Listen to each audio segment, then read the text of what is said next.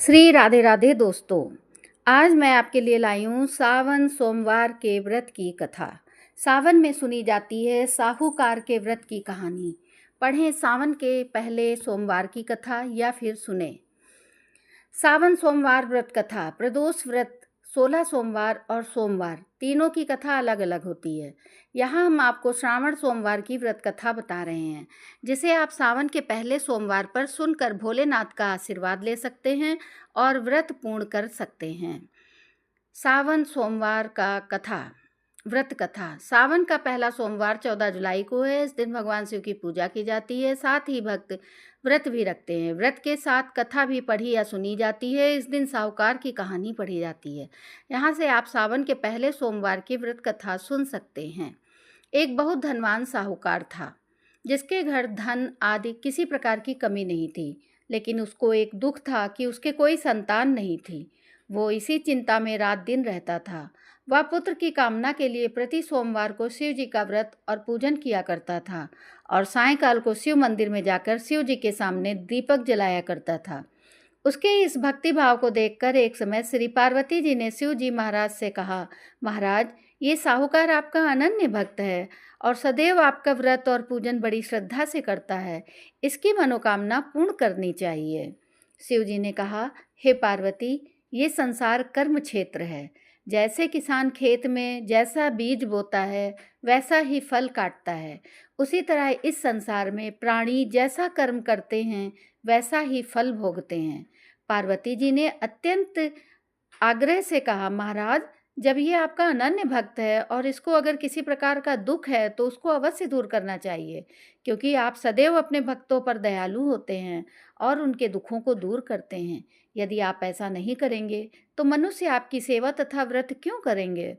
पार्वती जी का ऐसा आग्रह देख शिव जी महाराज कहने लगे, हे पार्वती, इसके कोई पुत्र नहीं है, इसलिए ये दुखी रहता है। इसके भाग में पुत्र ना होने पर भी मैं इसको पुत्र की प्राप्ति का वर देता हूँ, लेकिन ये पुत्र केवल 12 वर्ष तक जीवित रहेगा। इसके पश्चात वो मृत्यु को प्राप्त हो जाएगा। इससे अधिक मैं और कुछ इसके लिए नहीं कर सकता। ये सब बातें साहूकार सुन रहा था। इससे उसको ना कुछ प्रसन्नता हुई और ना ही कुछ दुख हुआ। वह पहले जैसा ही शिव जी महाराज का व्रत और पूजन करता रहा। कुछ समय व्यतीत हो जाने पर साहूकार की स्त्री गर्भवती हुई और 10वें महीने उसके गर्भ से अति सुंदर पुत्र की प्राप्ति हुई। साहूकार के घर में बहुत खुशी मनाई गई, लेकिन साहूकार ने उसकी केवल 12 वर्ष की आयु जान कोई अधिक प्रसन्नता प्रकट नहीं की और ना ही किसी को ये भेद बताया।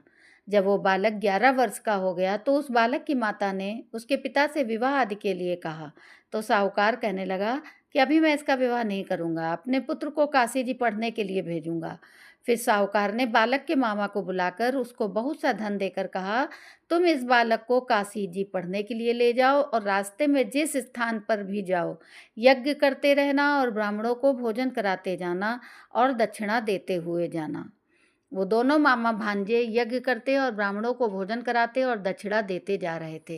रास्ते में एक शहर पड़ा। उस शहर में राजा की कन्या का विवाह था, परंतु जो राजकुमार विवाह कराने के लिए आया था वो एक आंख से काना था। उसके पिता को इस बात की बड़ी चिंता थी कि कहीं वर को देख कन्या के माता पिता विवाह में किसी प्रकार की अड़चन पैदा ना कर दें। इस कारण जब उसने अति सुंदर सेठ के लड़के को देखा तो उसके मन में विचार आया, क्यों न द्वारचार के समय इस लड़के से वर का काम चलाया जाए। ऐसा विचार कर वर के पिता ने उस लड़के और उसके मामा से बात की तो वे राजी हो गए। फिर उस लड़के को वर के कपड़े पहनाकर घोड़ी पर चढ़ाकर दरवाजे पर ले गए और सभी कार्य प्रसन्नता से पूर्ण हो गए। फिर वर के पिता ने सोचा कि यदि विवाह कार्य भी इसी लड़के से करा लिया जाए तो क्या बुराई है।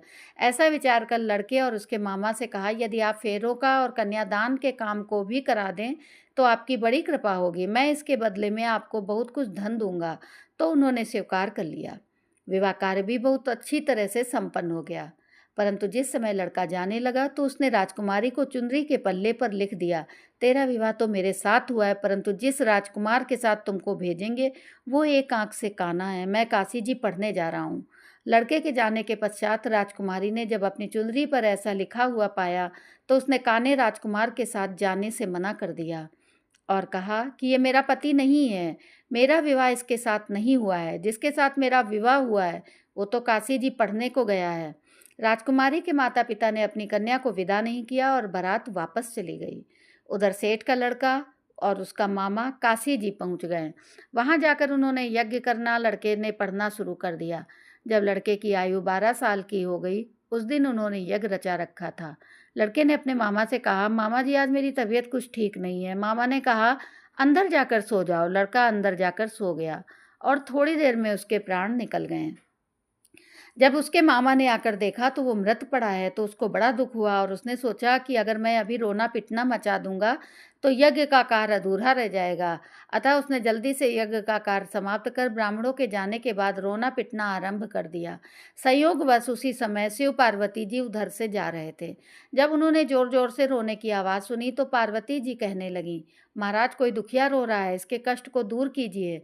जब शिव पार्वती ने पास जाकर देखा तो वहाँ एक लड़का मृत पड़ा था। पार्वती जी कहने लगी, महाराज ये तो उसी सेठ का लड़का है जो आपके वरदान से हुआ था। शिव जी कहने लगे, हे पार्वती, इसकी आयु इतनी थी सो ये भोग चुका। तब पार्वती जी ने कहा, हे महाराज इस बालक को और आयु दो, नहीं तो इसके माता पिता तड़प तड़प कर मर जाएंगे। पार्वती जी के बार बार आग्रह करने पर शिव जी ने उसको जीवन वरदान दिया और शिव जी महाराज की कृपा से लड़का जीवित हो गया। शिव पार्वती कैलाश चले गए। शिक्षा पूर्ण होने पर वह लड़का और मामा उसी प्रकार यज्ञ करते तथा ब्राह्मणों को भोजन कराते तथा दक्षिणा देते अपने घर की ओर चल पड़े। रास्ते में उसी शहर में आए जहां उसका विवाह हुआ था। वहां पर आकर उन्होंने यज्ञ आरंभ कर दिया तो उस लड़के के ससुर ने उसको पहचान लिया और अपने महल में ले जाकर उसकी बड़ी खातिर की, साथ ही बहुत दास दासियों सहित आदर पूर्वक लड़की और जमाई को विदा किया। जब वे अपने शहर के निकट आए तो मामा ने कहा, मैं पहले घर जाकर खबर कराता हूँ। जब उस लड़के के मामा घर पहुँचे तो लड़के के माता पिता घर की छत पर बैठे थे और उन्होंने ये प्रण कर रखा था, यदि हमारा पुत्र सकुशल लौट आया तो हम राजी खुशी नीचे आ जाएंगे, नहीं तो छत से गिरकर अपने प्राण दे देंगे। इतने में उस लड़के के मामा ने आकर ये समाचार दिया कि आपका पुत्र आ गया है, तो उनको विश्वास नहीं आया। उसके मामा ने शपथ पूर्वक कहा कि आपका पुत्र अपनी पत्नी के साथ बहुत सारा धन लेकर आया है। तो सेठ ने आनंद के साथ उसका स्वागत किया और सब बड़ी प्रसन्नता के साथ रहने लगे। इसलिए कोई भी सोमवार के व्रत को धारण करता है अथवा इस कथा को पढ़ता और सुनता है, उसकी समस्त मनोकामनाएं पूर्ण होती हैं तथा इस लोक में सुख भोग कर अंत में सदाशिव के लोक को प्राप्त होता है। तो राधे राधे दोस्तों, ये थी शंकर भगवान जी के सोमवार व्रत की कथा। कथा को करने के बाद ओम जय श्री ओंकारा आरती करने के बाद ही कथा सुनकर उठा जाता है। तो धन्यवाद दोस्तों, आपको ये कथा कैसी लगी हमें कमेंट करके अवश्य बताइएगा और मेरे चैनल को सब्सक्राइब भी करिएगा।